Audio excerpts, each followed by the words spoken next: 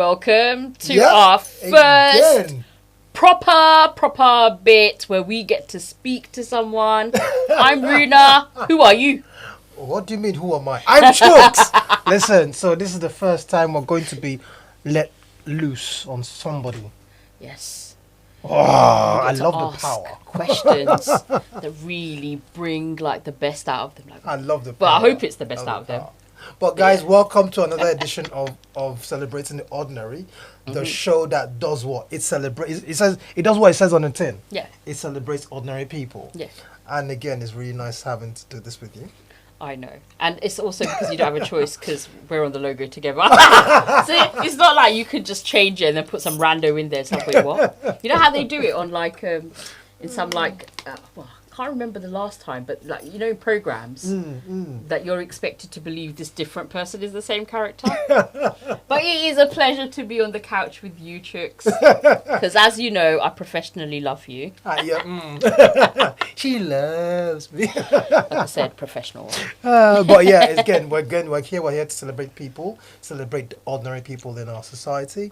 Ordinary people are doing amazing things, and who do not know that they are doing amazing things. We're here to give them an opportunity to tap themselves on the back.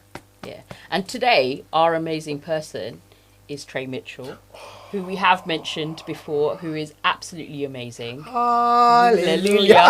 His amazing is the wrong word. I think savior. Yeah. He came into our lives Angel. to do a jingle. And Handholder. And he just turned our lives from into structure in terms of putting this together, celebrating ordinary together, and we're so blessed to have him with us. Yeah, absolutely. We're so blessed to have him with us.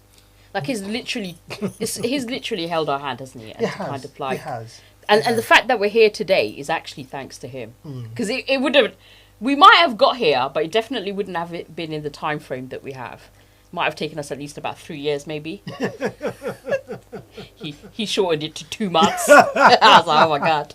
2 intense months of structure and work, and it's been good. It's been good. So that's what we're doing today. But before we go into that, Runa. Oh, hot topic. Hot topic.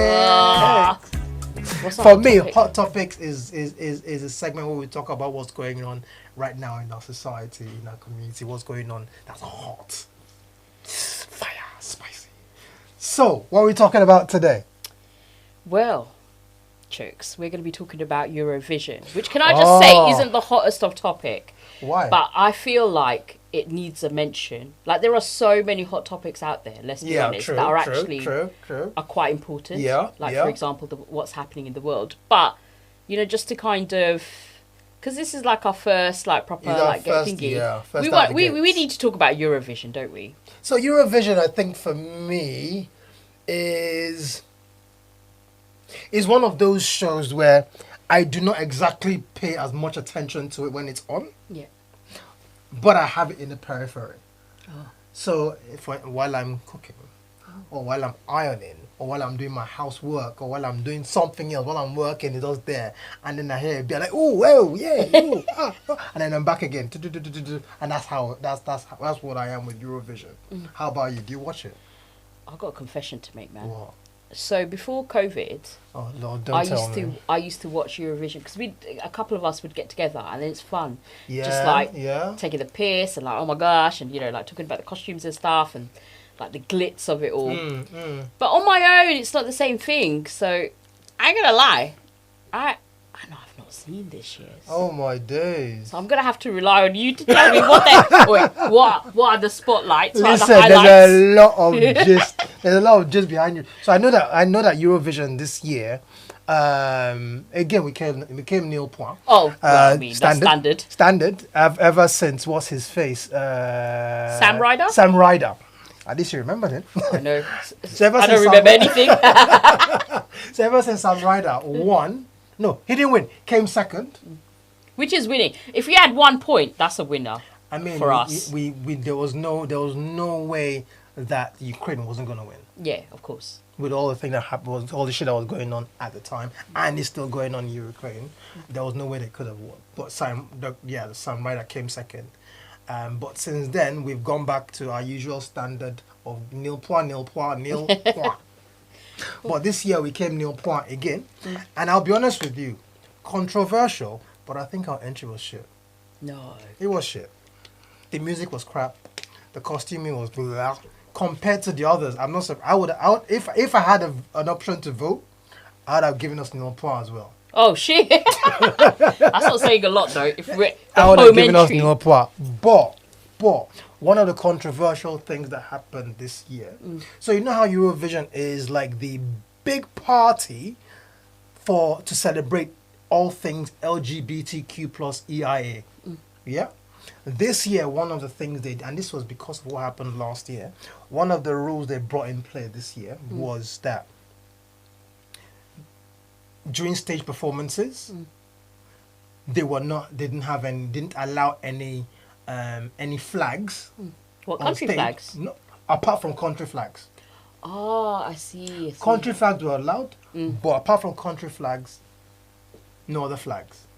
So like not like the LGBT. No LGBT, plus no non-binary flags, no. Because that used to be a bit of a show actually for like people to represent. Exactly, Do you know what I mean? Exactly. And I think, in my opinion, it did affect.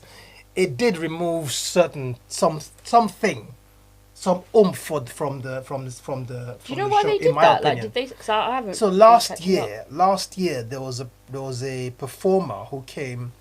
I've forgotten where he came from, which country he was representing. But he came on with his country flag, and mid-performance, he whipped out the non-binary flag. Okay. And I think the organizers didn't like that because, again, if you're going to, it is a bit of a political thing, bringing a non-binary flag on board, taking into consideration that members of the non-binary community or people who identify as non-binary are not celebrated within the LGBTQ plus wider community. So I think as a result of that, this year decided no political flags. But I think for me, and that took away from the. I mean, that's really sad because technically speaking, it was about representation, wasn't it? Exactly. Just to show like that actually we exist and here we are. Yeah. And so that person, whoever that person was, that brought out the non-binary flag, is just adding that to it. Exactly. But because there were no flags on stage, you should have seen the crowd. What happened? No, as in all the flags were represented in the crowd. They went all out. All flags, country flags, LGBTQ plus flags that represent stuff that are politically relevant. Were all in. So it was, it was. So that was Eurovision. Yeah, I mean, I feel like the flag should be allowed though, because it's about what's important to people. Okay, yes, the artist in that moment doesn't represent the views of everyone in that country.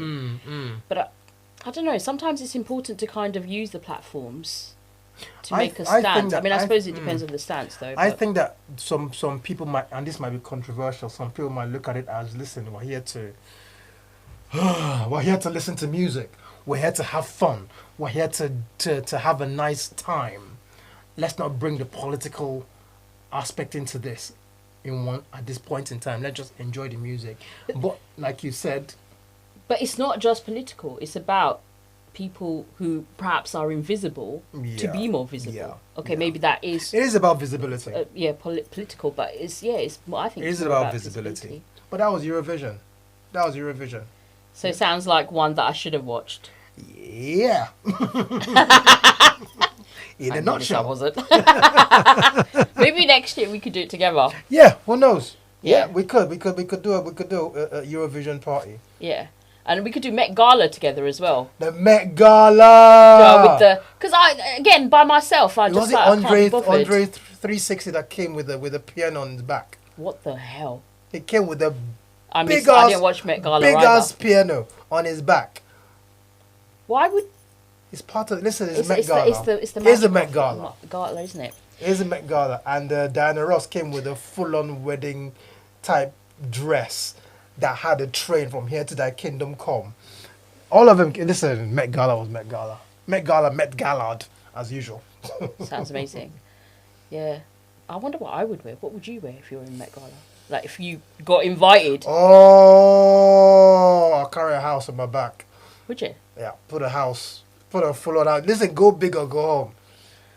Oh, my God. I don't know what I would do.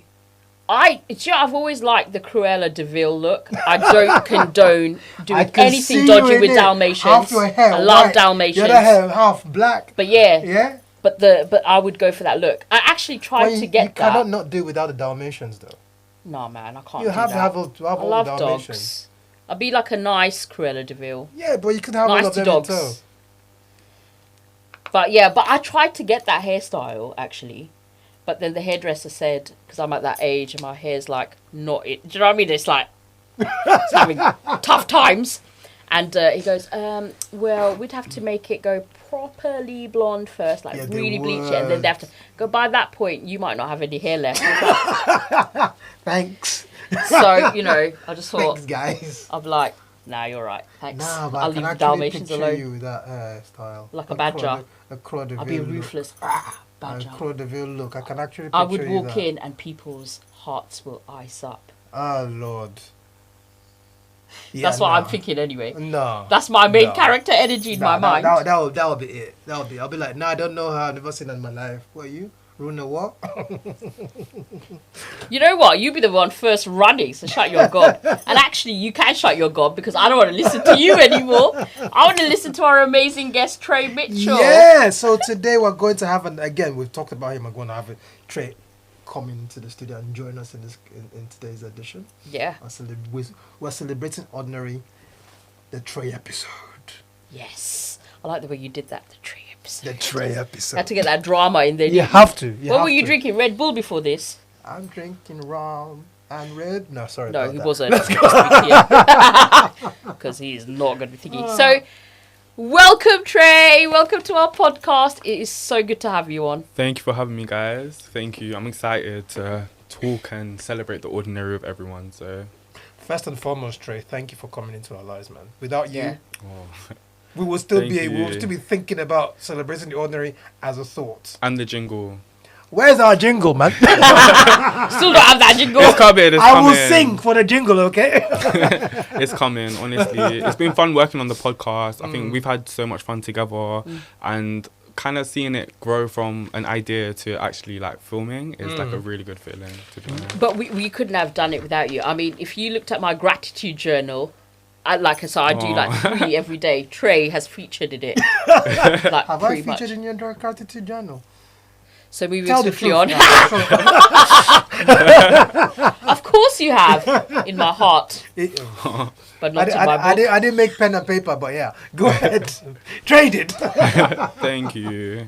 So, I mean, do you know what? I'm just going to get straight into it. Like, Straight in. Let's Straight go. in. who is, like, tell us a little bit, Who is like, to you, what is Tré to you?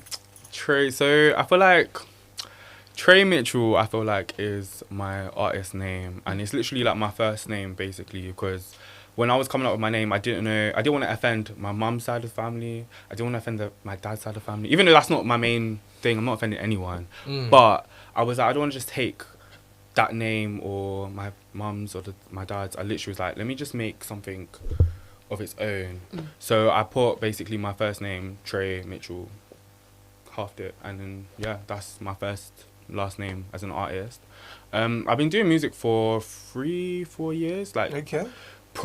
Professionally, I would say. But I've been in like choir and like singing when I was a child. Like I remember all they used to say to me is like in choir, just used to scream, because I think when you're at that age, or you don't really know like staying in tune or keeping a note, you just scream anything, and it's more about who was the loudest rather than like who actually sounds best. sounds the Like, best, yeah. So I think I was doing music from when I was young, and then I took it seriously in COVID because I feel like there's nothing to do. Like during COVID, I feel like everyone was like watching paint dry and just doing nothing really. So I was like, you know what, let me start recording videos, put it on like YouTube, put it on like TikTok. And then I really started to see it grow, if I'm honest. And then it was from that point where I was like, you know what, because I remember like the first ever gig that I kind of did, where was it? I just remember, right, it was for like a event thing, and I got paid like £10 for that event. Yeah. But at the time I was starting off fresh, like I think I was like 18. But I can't lie, like for me that £10 really did like humble me, because it's like, oh my god, this is the first time I'm getting paid for something other than just like working, something that I'm doing with talent, I would say. Yeah. So I think that honestly, getting that £10 changed how I thought about a lot of things, and it's like, oh my god, I can actually make money from this type of thing. So I think from there it was like, that was the driving force for me to really get everything together and like start releasing music and just really going for it, because I feel like you just have to in this world, like, you know. So yeah, I totally agree with you. I think I hear what you're saying. Like, it's quite powerful, isn't it? Like, you know, like £10 or what's that going to get you? But it's something, and it's a push. And I feel like sometimes people need that type of push to really like follow their dreams. And I feel like honestly, if I did not get that push, and the thing is, I had to split it with my friend who was driving, so I had to give him petrol. So you know, 5 each basically. McDonald's sale meal on the way. No, honestly, but at the time, I think it was very much like an eye-opening experience for me to really just push and really just follow my dreams when it comes to music. So yeah, I think that's what Tré Mitchel is basically. And is that the Tré Mitchel? I know. So Tré. Tré does music. Yeah. Tré does podcasting, helping us out with podcasting. And I know Tré does a whole gamut of other things. Of different things, yeah. Tell me, Tré, Wagwan. Wagwan. What is Tré behind? Who is the Tré behind all the projects? So, I think the Tré behind all the projects is someone who is very driven. Like for me, I like to see things like to the end. I like to see ideas become reality type of thing. Yeah. And I feel like that's one thing I do in every aspect of my life. Like even if it's the music side of stuff, if it's the media and marketing side of stuff, like I think for me it's just watching a project start from an idea and finish. And I think that is my driving force for a lot of things, to be honest, like just seeing it through and just and I feel like it is to do with drive, I would say. And also I feel like everyone's like this though. We're all kind of like not people pleasers, but I think for your own kind of what people think about you is very important, and how you like conduct yourself and stuff like that is very important to me. So I think in any aspect or any situation I get myself into, it's more about reputation and what I bring to like themselves. So it's about reputation for me, like honestly. Okay, that is interesting. That is because I also know you might not have mentioned this, but you need to. You run your own branding thing, doesn't it? Tell us about that. I've been doing linking pieces for like officially. By the way, linking pieces is the name of his trying to downplay it. Tell it, man. Yeah, Lincoln Pieces is my media marketing company. I feel like this has been my baby for a very long time. So like even when I was in uni and stuff like that, I would like, and this was during COVID, so we all had to make some money somehow. So I would literally like sell like logos. I would make like people's intros and outros for YouTube.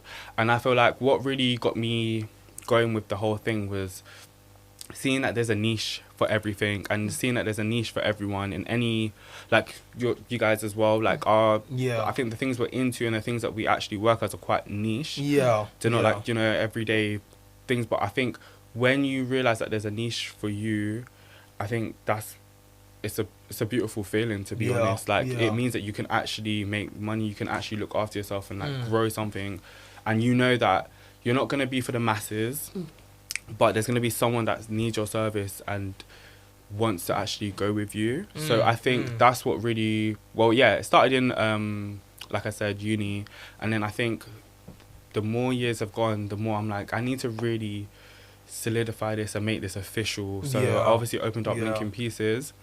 And I do like a different range of things, so like from like the podcasting stuff, logos, like changing people's brand identity and stuff like that. And a part of that, like you have to really enjoy it, if I'm honest, because I don't like, it's not always about just making money doing this or the other. It's more about enjoying it. You have to have a passion for it. Yeah, and for me, it's like I studied for 3 years in Leicester, so shout out to DMU. I went Leicester, and I have to shout out all the time, because you know what, 3 years of studying is actually, it's a headache. But having my degree and everything like that really has just pushed me. And I got a degree in media and communication. Okay. So that was the field that I kind of started in. Yeah. And I kind of used the skills that I got with the communication side of stuff as well as like the media side. And I've just made this brand which is called Linking Pieces. So yeah. Do you know what? That's really amazing. And actually, like, it's interesting you describing all this, because if I was to, like, the first set of skills that come to my mind for you is the fact that you are amazing at starting, you're amazing in the Thank middle, you. and you're amazing at finishing it. With a lot of And then, structure. Thank you. yeah, and then on top of that, you've also got this eye to pick out things like you described, like the niche Yeah. thing. And I feel like if anyone was to work with you and with Linking Pieces, like, they literally will get the full package. Oh, Yeah. Thank you. But I always wonder, like, those kind of, like, for me, it doesn't feel like a skill that you've learned. I feel like it's something that, okay, it's a trait that you learned rather than a Yeah. skill, which just then happens to double up as that. And Yeah. actually, who is the Tré that had to do that? Like, you talked about, like, you're driven. Yeah. But I feel like there's still something. This is turning into therapy. I mean, it's No, not, I love it. you know. But do you know what I mean? Like, what makes you so starter, middle and ender? end. What gives you that eye? You know, where did that come from? I think, you know what? I think, honestly, this is me being very honest. I feel like in the past, I've had projects that I've basically started, and me as, like, musically, I would say, I'll have a project, I'll put my love into it, I'll put my feels, emotion, everything. And then one thing can just make me feel a way about it. And I'm just like, you know what? I'm not going to do this anymore. Let me just start something else and just, yeah. But then I think the amount of times that everyone does, I think everyone goes through a phase where you kind of do that. And then if you don't start it, Yeah. you're never going to actually complete it. So I think from going through like loads of different ideas and stuff that didn't become into full fruition, I think that's what's kind of pushed me to now make sure everything that I put myself towards and everything that I do has a beginning, middle, and end. Like, and I think that's what has become like the driving force. Like, I like to see, and I like to tell myself, like, it's more of pride as well. Yeah. I think we like to know that, okay, we've done this, we've finished that, and it's actually completed, rather than what we do see a lot. Sometimes it's just people doing this, and it's, I feel very like true. that can only get you as far. I think putting some action and actually wanting to see everything finish, I think that's what it was for me. I think just actually all the times that I haven't really put myself and finished things and stuff like that, that's what's pushed me now to make sure, like, my company's good, everything runs smoothly. And even with my music, like, I'd make sure if I have an idea and I really want to put this song out, even though in my head it's telling me, no, do it this way, do this song, just stick at it, because you don't know what the world's going to really say about things or what they actually think about it. So I think that's what really pushed me, was all the other attempts that I've done and didn't go well. And Yeah. I think that's So it, yeah. if we take a step back now and say, okay, so Tré, looking at Tré from the perspective, not just Tré from the perspective of Tré. Yeah. Let's look at the perspective for the rest of the world. Okay. What would you identify as the one thing that people often get wrong about Tré? Ooh, often get wrong about me. I think I am very, like, quite bubbly and stuff like that. But I think, like, as we were saying about the business side of stuff, I don't think people really get that from when you first glance at me. Yeah. Like, I think I do come across a bit ditzy, but, like, I've accepted it. But I know I'm smart, like, and I have my ways about things. But I feel like I've kind of used that as an advantage, I would say. And I feel like, because I feel like when people, how can I say? So people just assume, how can I say? This is actually a hard question. That's why I asked it. Yeah. Yeah, so true. I know. So what they get wrong about? Yeah, no, I feel like I do come across quite ditzy and quite, like, everywhere. And, like, even if you was to ask me, like, 3 words to describe myself, I literally would say, like... That was my next question, but go ahead. Well, let's do it. So, like, just to link to what you're saying is that I feel like I'm actually a chaotic, organised mess. So them words describe me as a person, and I feel like I do come across like that. But with my chaos, there's systems and things in place. Do you know, that's really weird, like you say that, because this is obviously what you think about yourself. Yeah. But my experience of you has been the complete opposite. Has it? Yeah. Systematic, logical, methodical, organised. Thank you. If anything, we were the hot mess chaoses. I haven't seen the chaos yet. I've You haven't seen it yet? I don't Or see the that mess. about you at We've all. not. Seriously. I see you as the complete opposite of what you Added to described. the fact that I don't think you come across to me as ditzy.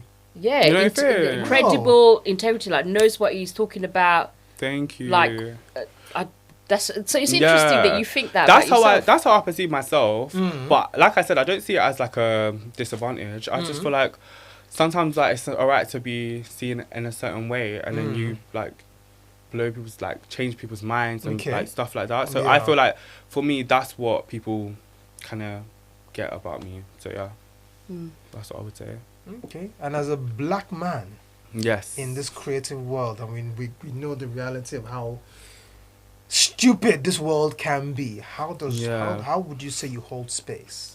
So I feel like I'm an archetype for people to kind of relate to, and there's not really that archetypical character of like that's like me basically. So I feel like I'm able to represent people that I wouldn't say voiceless, but I think I'm so myself that there's someone else that have certain qualities and things that are like me. And I feel like being able to see someone who's like openly gay, doing music, and who's very comfortable with themselves, it's like, and who's Jamaican, if I must say. So it's a lot of different things that I feel like, and I feel like I am kind of like that representation of like it does get better. There is like examples where, because I feel like society look at certain things and they see it as negative, and I feel like I'm just that representation of like these things that people might seem as negative, but there's positivity out of it, and like as like black and being queer, I feel like that there is a rocky, being a part of both teams, but I think I've been able to navigate and become that character for people to relate to and see, there's someone like that on stage, or there's someone doing this on like at this event, I can do it.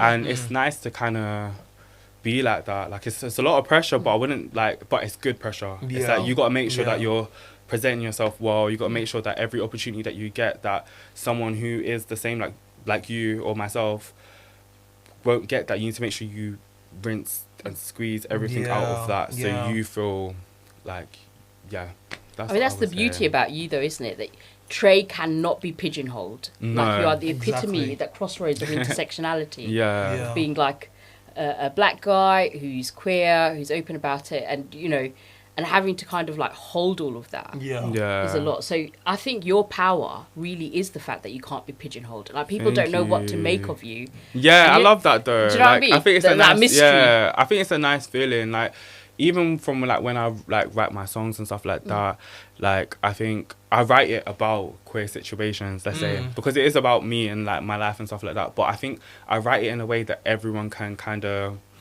get, and everyone can identify with these stories that I am writing. So it's nice to be kind of that representation of these, I'm going to get the word wrong, intersectionality of like society, and being able to do it with like, just and doing it, being authentic and just being yourself. So it's a nice feeling. I mean, I first got to know you through your mum, who is a beautiful, beautiful woman. She is. She's a gorgeous woman, and she was very proudly showing me a video, like, this is my son, and he's like on Pride. My mum does that all the time. Like she'll be outside on a bus stop and she'll be like showing people and stuff like, which I don't mind. Like, but it's just who needs social media when you got mum media? You got mum, like literally. That's good though. Having the support of your parents is amazing. 100%. Yeah. But then that leads us into... Go ahead. Well, I was going to say, thinking, I mean, you're right. It does kind of... to have that support is absolutely amazing. And I think... especially like within like the black community, so not all families and not young people come out with it are as accepting. And but I'd love to know more about the Pride work that you did. So I've performed at Pride twice. I love saying this, I'll be honest. I love it. So I performed at Pride twice, Pride in London twice, one in 2022 and then the other one was last year. I feel like when I did Pride 2022, it's honestly like, it was so scary. It was when I first started, and if I'm honest, when I did that, I was like, I don't think I'm ready. Yeah. But I'll be honest, I was getting paid for it, so I was like, you know what, I'm gonna be ready today. I've got my outfit. Yes, yeah. But I think from that experience, it really did teach me that okay, cool, like this is it, like this is life type of thing. And I feel like when I did that, I was so unsure. Like I was like, don't think it was the best. I feel like vocally I could have done better. So that always kind of. That's your Brenda, isn't it? Yeah, that's my Brenda. That's your Brenda. Literally, everyone has a Brenda. Everyone has a Brenda. Just to come in here. Last episode, we talked about Brenda. Brenda being in a voice. In a voice, yeah. Yeah. Honestly, that's your Brenda. That was my Brenda, and to be honest, it's like I didn't think that they would ask me again. But then, like randomly, and this sounds crazy, but like I generally feel like I have some sort of powers. Sometimes, like I don't tell a lot of people this. What kind of power? So like, you fly at night. No, yeah, I wish. So I have like, you know, intuition. I believe heavily in that. Like I believe in like, if you put good into the world, you get good back. You put evil into the world, you get evil back. But sometimes I have feelings that I'm gonna like be asked to do something, or sometimes I get a feeling that okay, cool, this is gonna happen in life, and like honestly. I felt like, okay, someone's going to ask me to do it. Like, just randomly came into my head. And I was like, kind of like, no, like, I don't think that's going to happen. And then last year, I got a message saying, we're looking for artists for this year. Are you able to do it? This, the other. And I didn't even look at the message. I just literally was like, yes, I'm able to do it. This, the other. And I really went for it because when I did it this time around, there's different. So how Pride works, there's different stages, different like people on different stages. It's not to do with like a hierarchy or nothing, because if you're on the same stage, like if you're on a stage, any stage, like it's a good thing. So, but when I did it the first time, it was in a smaller stage, I would say. In Soho. And then this time around, like, I got asked to do it on Trafalgar Square. So, for me, I'm, like, thinking, oh, my God, like, my ancestors would have been in this area. Like, just, you know, just chilling and stuff. Like, so, for me to be in that area doing that, it was very, like, that's what I was thinking, like, oh, my God, like, it's an experience. And the fact that I got asked to be, literally share the same stage as, like, BB Rexha and artists and that, it was very surreal. Like I saw a lot of drag queens, because I love drag queens, by the way. So I saw a lot of like the RuPaul lot, and I'm just eating and chilling there, and they're just sitting next to me, and it was like I wanted. Even the winner of like that recent season was there, and me, I didn't want to freak out. I was just like. But at that time keep it was just cool. Keep it cool. And me, I can't like I do this. I think I'm really good at it. Like even though I'm freaking out on the inside, like oh my God, like I'll just be sitting there like, because I feel like I don't want to look a certain way either. But I think when I did Pride that year, it really did show me like oh my God, like it's something like it's actually the thing that I like. The boy that was gonna break the mic. Those smash up. Yeah. The boy that was like writing in his room and playing on his piano like different tunes is now on a stage, and for me it's like, I didn't think that would ever happen. But now that it's happened, it's just pushed me to be like, okay, in the next 5 years, get it together. Like we've got to crunch down and go with what's going on. So I think Pride to me was everything. It was everything, and also to see a lot of people that were queer and black as well, and just POCs generally. There was so many POCs. Like I even think the host of who called me out, she was a transgender drag queen who was I think Bangladeshi or Indian. Like so, it's just so diverse, and it was like that to me. It was so nice being around other POCs and people who probably did come from the similar struggles than what I have come from, but we're on one stage and we're all here singing our lungs out in Trafalgar Square. So, and you have stage presence. Oh my God, Chuks, you have to see this guy. Do you think? Your mum rightfully has. This wasn't just blinded by mum's like love or anything. Genuinely, like on the phone, I could see this guy have presence. But you know what it is? It's like funny because I feel like I don't like necessarily have. Like I don't go on stage and do like backflips and stuff like that, and I feel like that was my idea. You don't need to though. Yeah. You don't need to be the one doing the most to have that presence. But you know what it is? I think that's what I've learned later on now, that like sometimes it's just how you stand and just how you carry yourself, and also just how you connect with the audience. And I feel like I used to think I'm gonna have to do like 5-10 backflips and then like sing with the mic. No. Listen, but I saw your video. Blue Moon. Oh. Okay. I saw your video and I can see why your mom is carrying. It's going around, yeah. So everything we see, we're like, we get it. For me, Blue Moon, to hear. And I want to know from you, Blue Moon. When I saw that video, when I listened to the vocals, when I listened to the lyrics, it's quite deep and it's quite powerful. Yeah. And for someone who is saying that they do not know their own power, you're powerful. Thank you. What is the idea? Tell us about Blue Moon. Talk us through Blue Moon.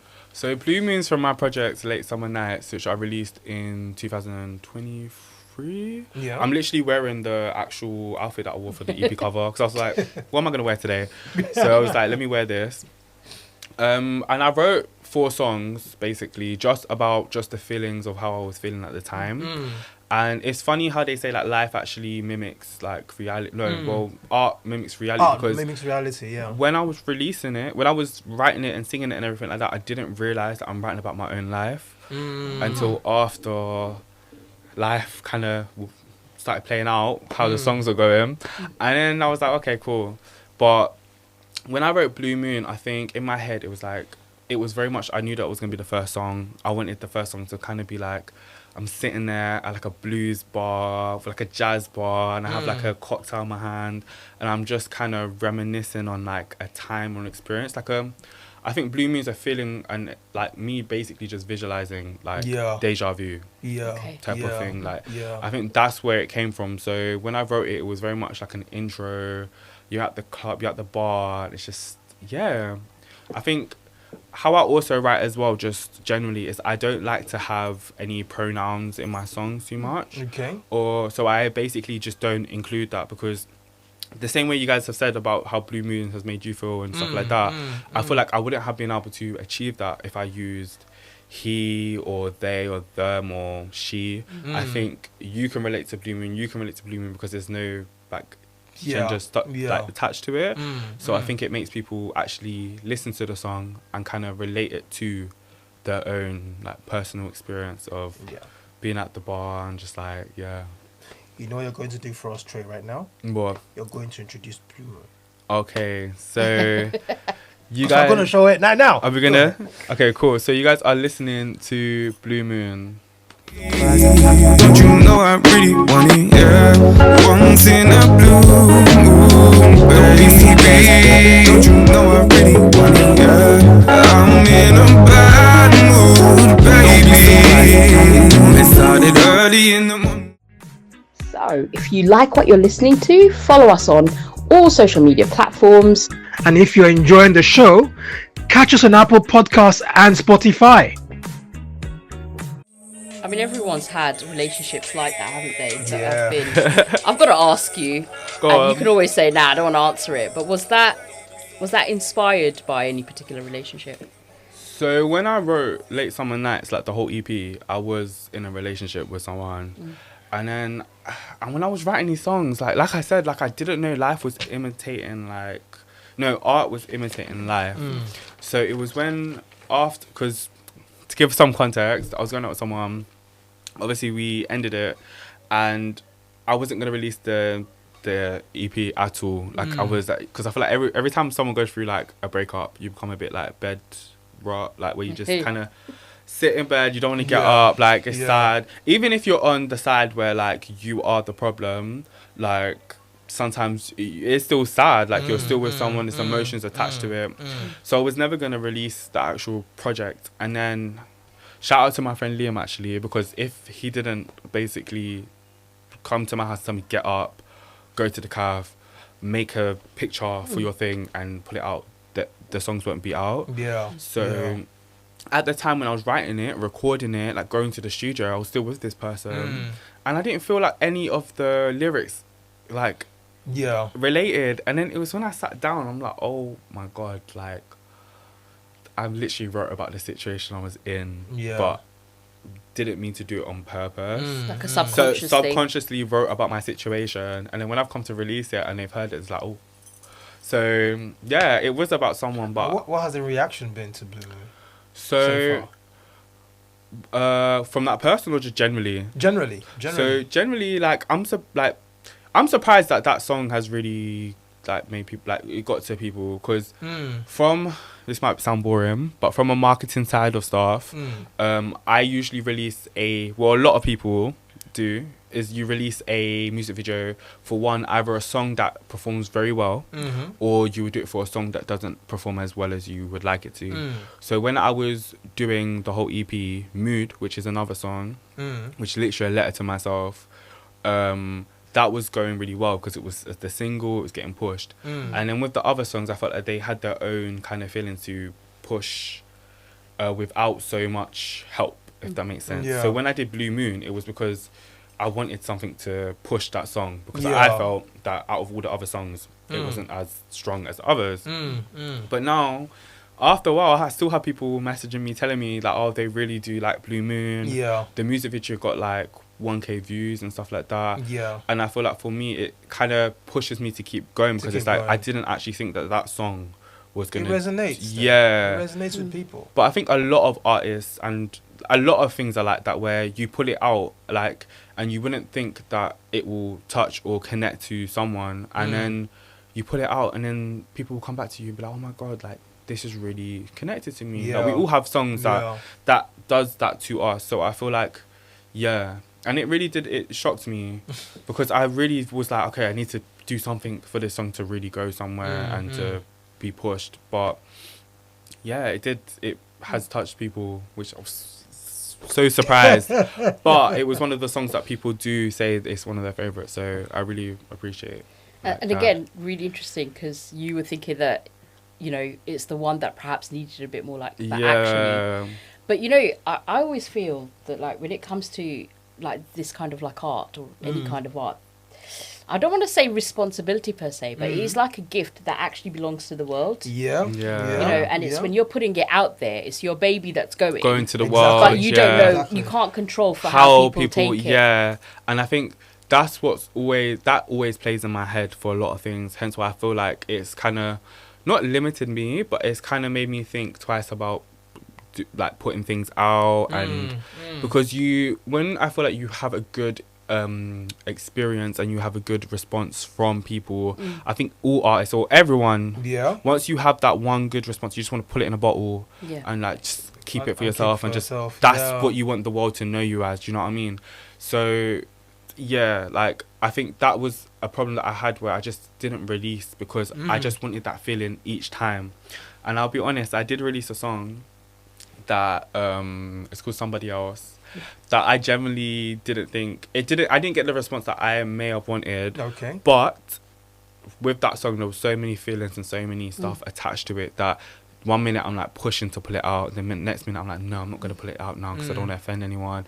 So I feel like that has kind of taught me that, you know what, the world's going to actually take and interpret things differently. You're not going to always love something, but I feel like you have to kind of be strong in the fact that it is your baby that you're putting it out there, and you have to have a sense of pride. So even if you get a good response, if you get a bad response, it's still a response. And I think that's what's kind of pushed me now to just release and put out, and the world will basically take what they want from it. It's still a vulnerable place to be, though. It is. Yeah, no, it is, honestly. As a creative, as Yeah. somebody who is in the creative space, what would you say are those, or how would you overcome those times when, you know, you get those, like if you're a writer, you write Writer's block, or yeah. the creative block, the juices are just not flowing. How do you overcome that? So, how can So I think with writer's block, I think it's quite, once you have it, you have it. Like, there's no shaking it. Like, it actually, on that day and time. So when I do have writer's block, because that's what literally happened, and that's why I didn't release anything for like, it's been like a year now. But I think I've learned in them situations to kind of find inspiration from other things. Yeah. So let's say that you're writing a song and it's about love, this or the other, and you have a writer's block about that. Maybe try to talk about love from another point of view or another perspective or something like that. And that's how I write. So one of the songs I was literally writing like how I usually write, which is just about a love situation or like something. But then the song that is coming out hopefully soon, I was like, no, I don't want to write from that place of like love, from like loving between a person or two people or three people, just depending what you guys are into. But I was writing from my love of music, if that makes sense. So I kind of changed the narrative to allow me to now have more ideas. Because if you kind of put it in a box and just focus on what like love as it is, you don't really like explore the other sides of it. Like there's like hate sometimes in love. There's like a love relationship with yourself. It doesn't necessarily have to be between people. And I think that's what honestly helps me with writer's block. And also just moving from where you're writing. Like if you're writing in one position, just change your position. Like for me, sometimes I'll be with like my friends and I'll just be walking and I'm like, okay, let me write here. And then I might have a little writer's block and I'm like, okay, let's go back. Let's sit somewhere else. Let me position the TV a different place. Or I think it's just that. I think, so finding different things to basically get inspo from and also just changing where you're sitting or where you're situated, because sometimes writer's block can just happen if you're just in a room, like, or if you're in a certain environment, it can just be that. Basically, so I think that's It happens to us. It happens to me when I need to write on something, you know. It does when I think, okay, God, what do I need to do there? I'm in between. You're mid flow or you're mid work. And you cannot just bring yourself to finish it up because there's nothing coming to the and you're alright. You need to change perspectives. That focus on it. I think that's important, to be honest. But I feel like heavy on literally sometimes it is generally your environment, because I've experienced it where I was writing with a producer and he had beat block, which is basically the same as like writer's block for artists. But when you can't think, when you're making a beat and it's not going the way you want it, it's kind of like that's what he was experiencing. And we just basically had to change the room. I think I even said, you know what, let's just leave it for today. And then we'll come back to it. Because sometimes you have to give time as well. I think time as well is very important when it comes to like writer's block and stuff like that. Because you might feel a type of way now, but in 2-3 hours, you might have a fresh take on something. So I think it's also to do with time. Like, don't rush, take it easy, and things will come to you. You can't rush out, can you? Like, there's a saying, literally, you can't rush out. And when something like finds the right time, it will find you. I agree. So you have to kind of like go through the motion. The worst thing you can do is just stay stuck. Like, not doing anything about it. Like even something small, like changing it up a bit. And that's not to say the inspiration will come, but it's your way of moving forward too. And I agree.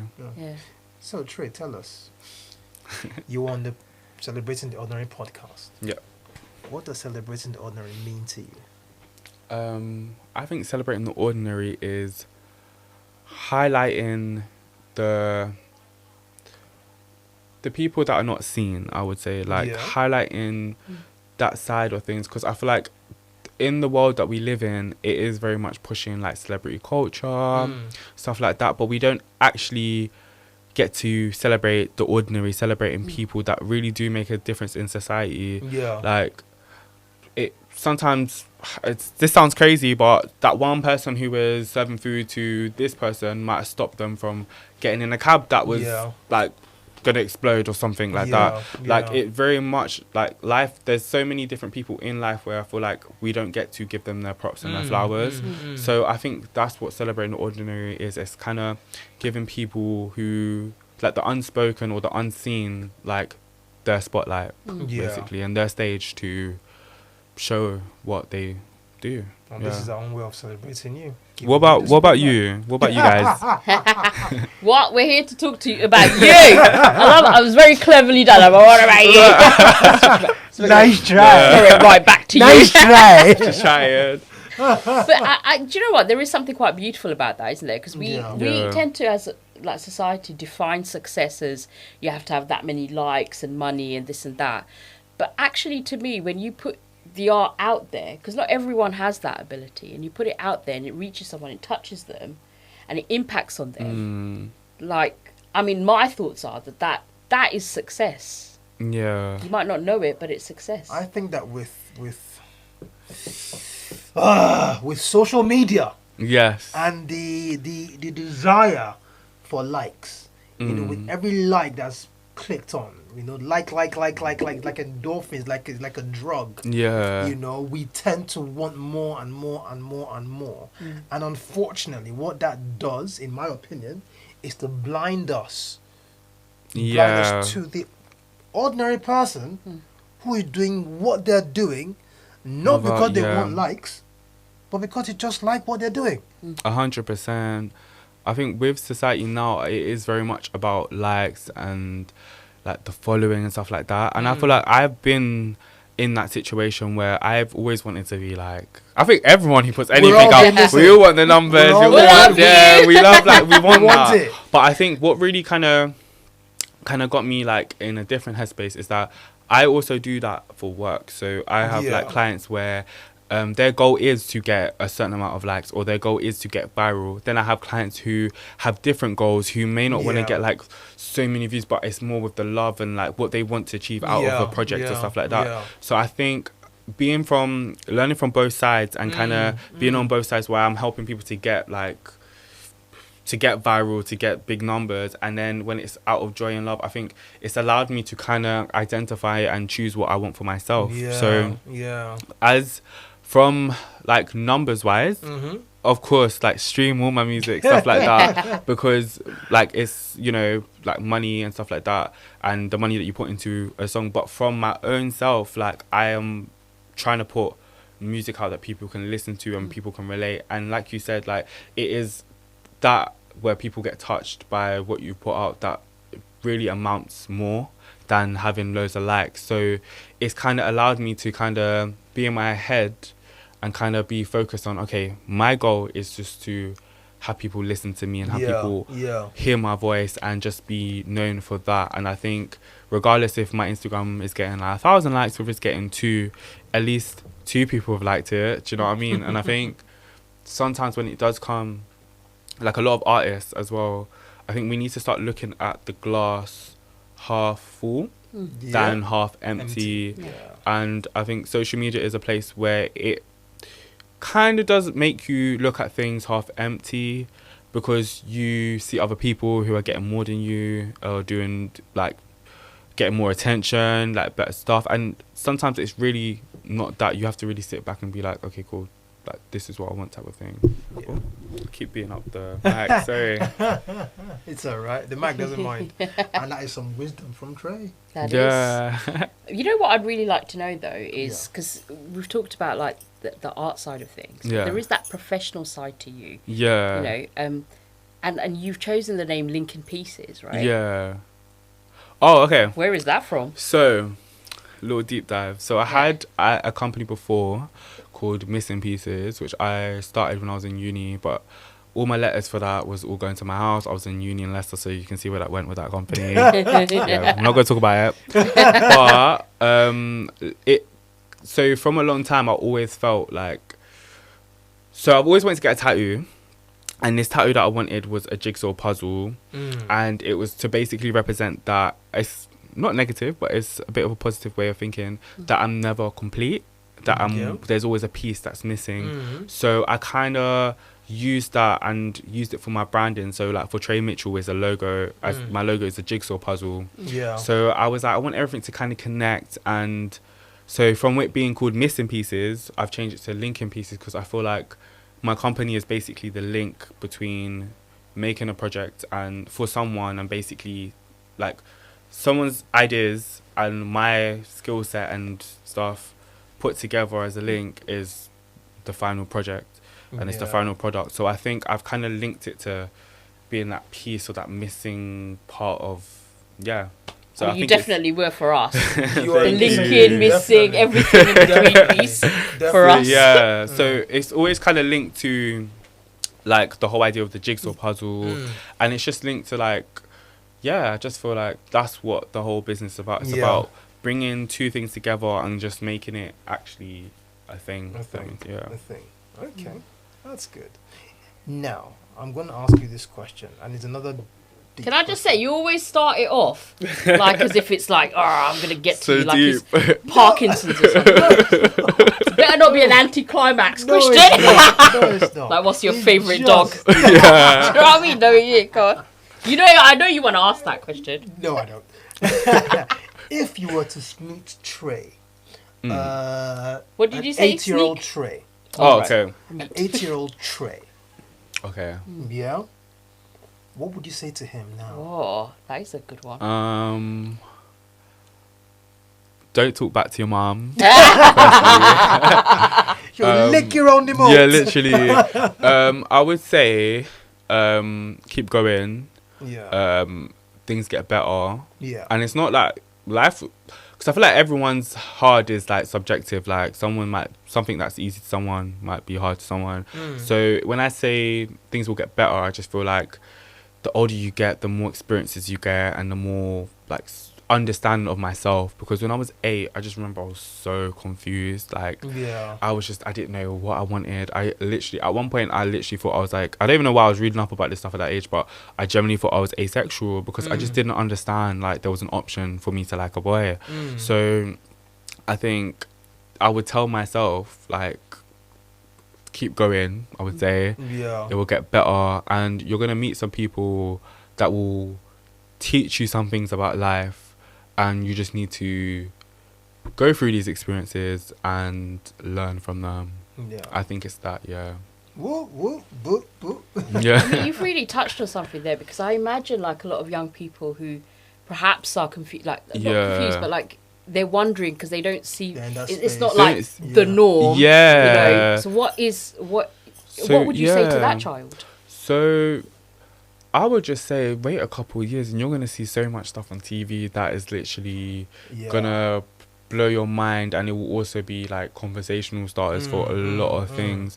Because I remember like I don't know, like when I was younger you did see gay people, but I feel like there wasn't a thing, like they weren't as open with it. But I think now in like pop culture and stuff like that, it's not that we're celebrated, but we've become a norm, I would say. Yeah. Just because of how society is moving.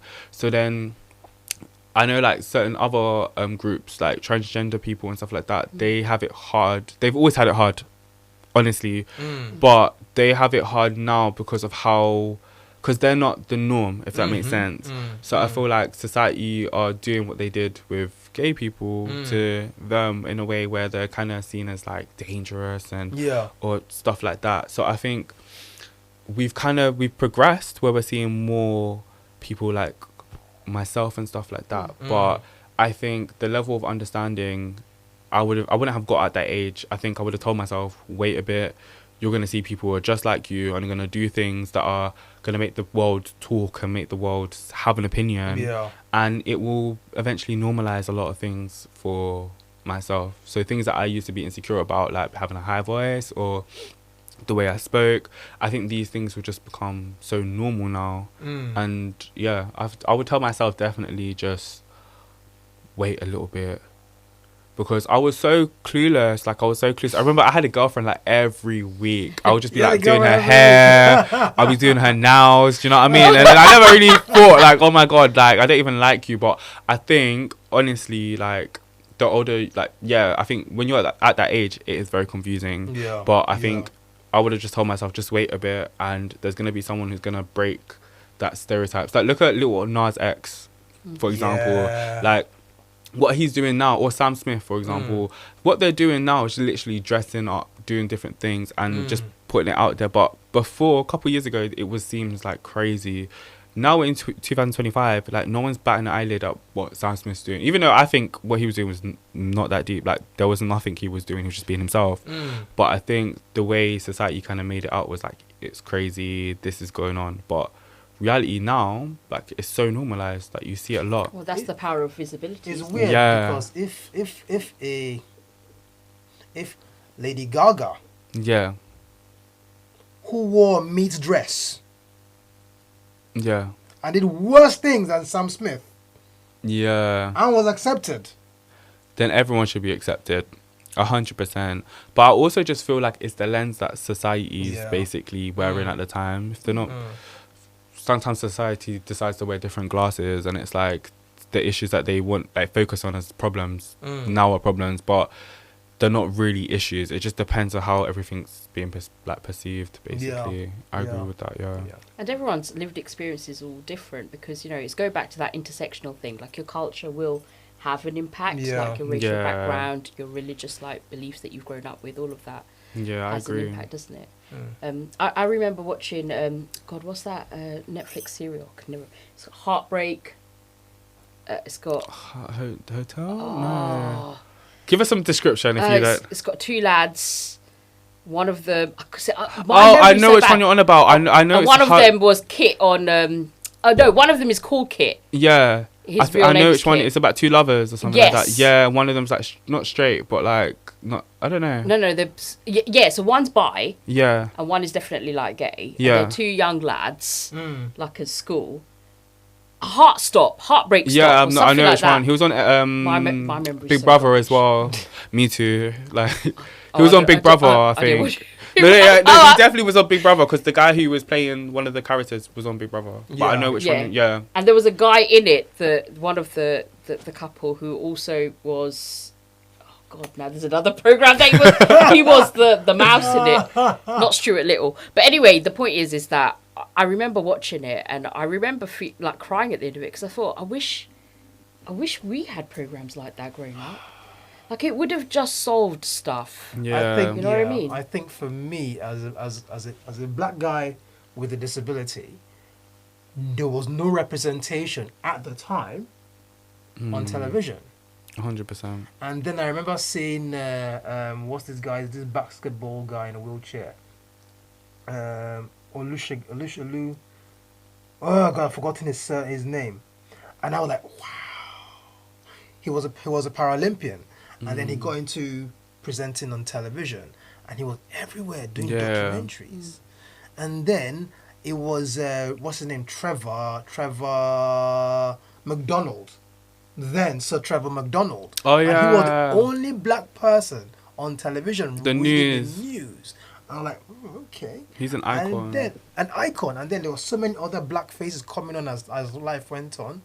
And next thing, It's I could normal. say to myself, I could do that, or I could be somebody, or I could do it. It's the same thing Yeah. with the 8-year-old Tré Yeah. today, seeing Tré, Yeah. seeing Sam Smith, seeing all these people from within that community represented on television. Yeah, no, I agree. No, They it's have true. somebody to now look up to and say, wow, I want to be that. There is space for me. Yeah. And I hope like moving forward, like there's gonna be so much more of that and other groups that are not really that visible being Yeah. able to. And I think, you know what, I think TV and media especially are doing that to how can I say, they're doing that more, and I feel Yeah, like they're making yeah. groups, they're giving a spotlight on groups that don't have it, and I think Yeah. that is so beautiful to see, and Yeah. it kind of shows that we're progressing in the right way. We're even, getting there. Yeah, even though like there's so much things in the world that are crazy right now, but at least there's one less crazy in the world. You know what I mean? So tell us, what is next for Tré? So the next thing is I'm gonna be releasing a project. Okay, soon. okay. So it's taken me like 2 years to do this because I scrapped the last one, but this one I'm so sure about because this time around it was fun, and I think I fell in love with writing again and music again, and like just that whole thing was more enjoyable for me. So yeah, and just so yeah, I can tell you guys what the name of the I'm gonna tell you guys the name of the Spill project. the tea. Yeah, So- why are you being so Yeah. cagey? Oh, come on, we need to know. So, like I said last time, the words that describe me is chaotic, organized mess. My Don't tell me next, that's the name of the track. no, that's the name of the EP. Ah, Yeah, so I've called the whole EP chaotic, organized mess, and I feel like I have songs that really, like, they don't get on with each other, but they make sense, if that makes sense. So it's like Yeah. everything's so different, which is the chaotic side, but there is some organization of the story that I'm trying to put out. So that's what's next, and the song that actually comes out first will be a song called Heaven. Heaven. So I'm not going to talk too much about that, but the song that's going to be out soon is called Heaven. Listen, guys, look out for Heaven And definitely Alright. listen to it. and listen to it. Please. We've actually got something for you. Get Yes, that Oh my so bag out. first and foremost, say thank you. Thank you for being our support mechanism. Thank you for being the person to whip us into shape. Otherwise, we wouldn't be here speaking today. And Thank also, you. thank you for being our first guest on Celebrating the Ordinary. And also, thank you to your mum for giving birth to you. I mean, Thank oh my gosh. you, Mom. If she hadn't gone, look at my son, we would never have known about you. Literally. this- Shall I Like, close my eyes? Yeah. I'll do this. Go on. Hold on. Drum roll. Oh my god. I love gifts. So this is your little thank you, and there's something else in the bag too. You can open it your out. eyes now. Thank Oh you my so much. Oh my god, that is so, So, cool. there you Wait, go. shall I show the camera? Yeah, Show the I'm just camera. showing the There you camera. go. But this My is yours. I can't reach that far. God. If that makes sense. Oh my god. Wait. I'm literally wearing the same outfit. That literally. That is so crazy. And you can do something. You can hold on to that. No, And you can give this to your mom. Yes, Oh my god. Thank you so much. because she's like your number one supporter. No, these are so cool. She can have it on her bedside table. No, literally, I'm gonna put it on here and I'm gonna put the thing. But thank you so much, guys. I feel like working with you guys has just been amazing. I've had so much fun, and I feel like seeing the project actually get to where I feel like we knew it was gonna get to this point, but I Eventually. think actually living it and Well, like, we had express- you, and it definitely was gonna. Yeah, exactly. But I think, like, honestly, working with you guys has been amazing, and I'm excited for so many more podcasts to come. Yeah, Filmed, yeah. not filmed, whatever. But I feel like, honestly, this has been the best team to work with, just to put it out there. And you know what, Trey, you are the best person to kind of work You with. And if are. you are out there wondering how you're going to bring your ideas or thoughts to fruition, honestly, tap this guy. Like, literally will solve you. Something that you think will take, what did we think? A year. Yeah. 2 bloody Oh. months. And we're here already here recording. already. You're like Dumbledore, but the young days. Thank you. No, this is so crazy. It Did Trey actually magic? looks like me. Like, so it's so weird to see. With the glasses as well. It's the glasses, the chain. I'm literally wearing the chain. Do you know what? Your mum picked it. So, like, there was a picture of you with the glasses on and without. And we're like, Christine, what Which do you one think? do And it? she's like, without the glasses. I need to see my boy's eyes. Oh, but this is, it literally looks like me, guys. Like, this is so crazy. Thank you so much. No, thank you. Thank you very much for all your work, and that's just a bit. So yeah. Thank you. Yeah. And that pretty much like wraps it up for like today. So we've heard like the excellent Trey, but we have got more amazing people. Yep. To come. Yep. Next episode, look out for it. But again, we said it at the beginning. We're going to say it again. Click on our links. You know, Facebook, Instagram, Snowface, wherever that face is, Instaface, YouTube.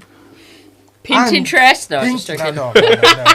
But- And look us up. Look Runa up on LinkedIn. Look Chuks up on LinkedIn. Yeah, I mean, I That's only it. go. Plug in and look Trey up. Definitely look Trey All up. the links will be in the bio below, so you'll be able to get all of our links in the bio below. See what I mean? He's still helping us out here. Like, we don't even know what. Where did we?